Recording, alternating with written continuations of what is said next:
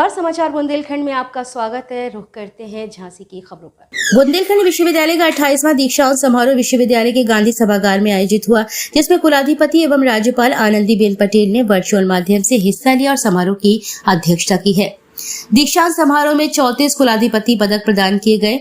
कुलाधिपति स्वर्ण पदक समस्त परीक्षाओं में सर्वाधिक प्राप्तांक प्रतिशत के लिए एमएससी कृषि के छात्र अमन सोनी पुत्र संतोष सोनी को प्रदान किया गया। इसके साथ ही 46 विन्यासीकृत पदक प्रदान किए गए। कुल पदकों में छात्राओं ने 68% एवं छात्रों ने 32% पदक प्राप्त किए हैं। समारोह में 100 छात्र छात्राओं को विभिन्न विषयों में पीएचडी की उपाधि प्रदान की गई। विभिन्न संकायों के 61,854 छात्र छात्राओं को स्नातक एवं परा स्नातक की परीक्षा उत्तीर्ण करने पर डिग्री प्रदान की गई है। इस मौके पर census data research work station का लोकार्पण किया गया। कार्यक्रम में मुख्य अतिथि के रूप में भारतीय राष्ट्रीय विज्ञान अकेडमी एवं संस्थान के अध्यक्ष आशुतोष शर्मा उपस्थित रहे, जबकि विशिष्ट अतिथि के रूप में प्रदेश सरकार की राज्य मंत्री रजनी तिवारी मौजूद रही। इस मौके पर प्रदेश सरकार की मंत्री रजनी तिवारी ने कहा कि राष्ट्रीय शिक्षा नीति 2020 के कार्यान्वयन के लिए लगातार कार्यक्रम किए जा रहे हैं। पहले की शिक्षा नीति को बदलने और उसमें सुधार लाने की जरूरत थी। प्रधानमंत्री नई शिक्षा नीति लेकर आए हैं। बच्चों के सर्वांगीण विकास के लिए बहुत बेहतर है।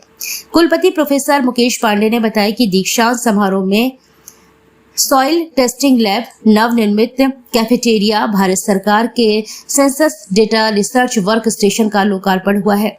फार्मेसी, इकोनॉमिक्स और कृषि विभाग में कुछ एकेडमिक ब्लॉक के विस्तार कार्यों का शिलान्यास किया गया है।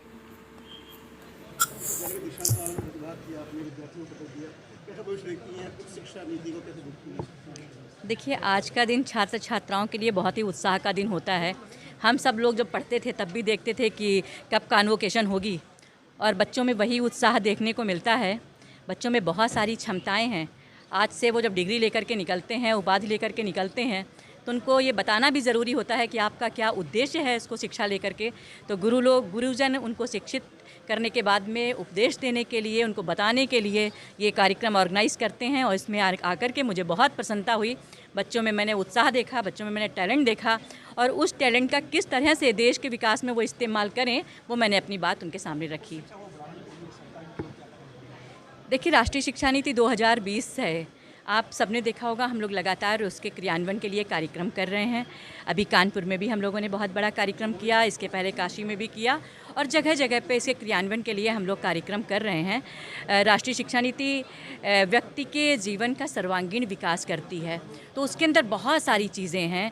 तो वो सारी चीज़ें हम बच्चों में लेकर के आएंगे। जो पहले की शिक्षा नीति थी उसको बदलने की ज़रूरत थी, उसमें सुधार लाने की ज़रूरत थी। प्रधानमंत्री जी ने उसको समझा और राष्ट्रीय शिक्षा नीति 2020 लेकर के आए, और हमारे बच्चों के सर्वांगीण विकास के लिए बहुत बेहतर है। उसको क्रियान्वयन के लिए हम लोग लगातार काम कर रहे हैं।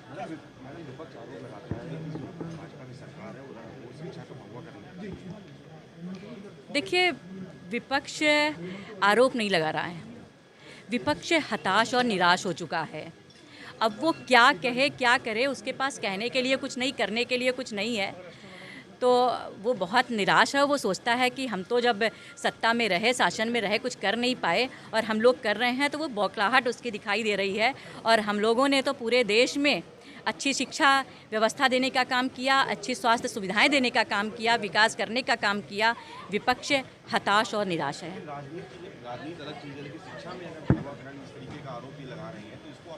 हमने आपको बताया ना कि वो हताश और निराश हो चुके हैं। हम लोगों ने शिक्षा व्यवस्था को सुदृढ़ करने का काम किया। शिक्षा व्यवस्था में को हम लोगों ने मजबूत करने का काम किया। हम लोगों ने नकल विहीन परीक्षा करवाने का काम किया। उन लोगों ने, आपने देखा था कि नकल देकर के कहते थे कि चुनाव हम निकाल लेंगे, इसलिए वो लेकर के आए थे। लेकिन हम लोग ऐसी नीतियाँ नहीं लेकर के आते हैं, हम लोग ऐसी योजनाएं लेकर के नहीं आते हैं। देश हमारे लिए सर्वोपरि है, बच्चों का भविष्य हमारे लिए सर्वोपरि है। हम लोग इस तरह की राजनीति नहीं करते। विश्वविद्यालय के प्रांगण में, कई विश्वविद्यालय में एक ही संस्था, एक ही संगठन के बड़े लोगों के कार्यक्रम होते हैं, बाकी कार्यक्रम नहीं होते हैं, उन्हें बढ़ावा दिया जाता है। किसको जोड़ रहे हैं उन चीज़ों से कि नवाकरण हो रहा है, प्रोत्साहन दिया जा रहा है कार्यक्रमों को, तो किसी एक संस्था, एक संगठन में जुड़ेंगे? हम नहीं समझ सकते कि वो क्या कह रहे हैं। हमने आपको बताया कि वो हताश हैं, उनको हजम नहीं हो पा रहा है। उन्होंने देश की सेवा नहीं की, देश के विकास कार्य नहीं कर पाए। अब हम लोग बच्चों को आगे बढ़ाने का काम कर रहे हैं, बच्चों को स्वस्थ करने के लिए योजनाएं बना रहे हैं, बच्चों को शिक्षित करने के लिए योजनाएं बना रहे हैं। देश को विकसित करने के लिए हम लोग काम कर रहे हैं, देश को विश्वगुरु बनाने के लिए काम कर रहे हैं। तो विपक्ष बौखलाया हुआ है, निराश है पूरी तरीके से। उसकी बात हम नहीं करना चाहते। शिक्षा राज्य मंत्री है, पूर्व मुख्यमंत्री अखिलेश यादव भी शिक्षा मंत्री रहे हैं पहले। क्या मानती, क्या कुछ काम किया उन्होंने शिक्षा के लिए, क्या कुछ नहीं किया?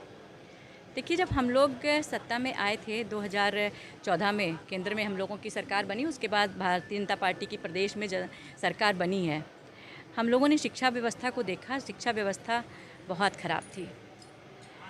वहाँ पे हम लोगों ने व्यवस्थाओं को बेहतर करने का काम किया है, वहाँ पे नकल को बंद करने का हम लोगों ने काम किया है। आज आप अगर जाएं तो बेसिक प्राइमरी से लेकर के उच्च शिक्षा तक में आपको बदलाव दिखाई देगा।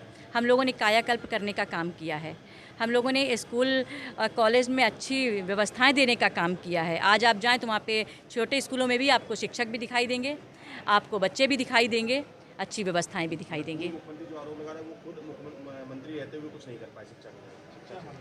हम आपको बता रहे हैं कि जब से केंद्र और प्रदेश में भारतीय जनता पार्टी के नेतृत्व में सरकार बनी है, हमने देश के विकास के लिए काम किए हैं, स्वास्थ्य और शिक्षा के लिए बेहतर काम किए हैं। और आप देखें कि देश और प्रदेश की जनता भारतीय जनता पार्टी पे विश्वास कर रही है। उपलब्ध है 750 स्क्वायर फीट में डबल स्टोरी होम, जिसमें आपको मिलेगा 5 room, 2 kitchen, 2 toilet, balcony, porch, front end back side, well maintain road, JDA approved, negotiable price 50 lakh. Address है जावेद अनवर, सीपी मनीष इलेक्ट्रॉनिक वाली लेन में, आर्य समाज मंदिर के पास, सीपी बाजार, झांसी।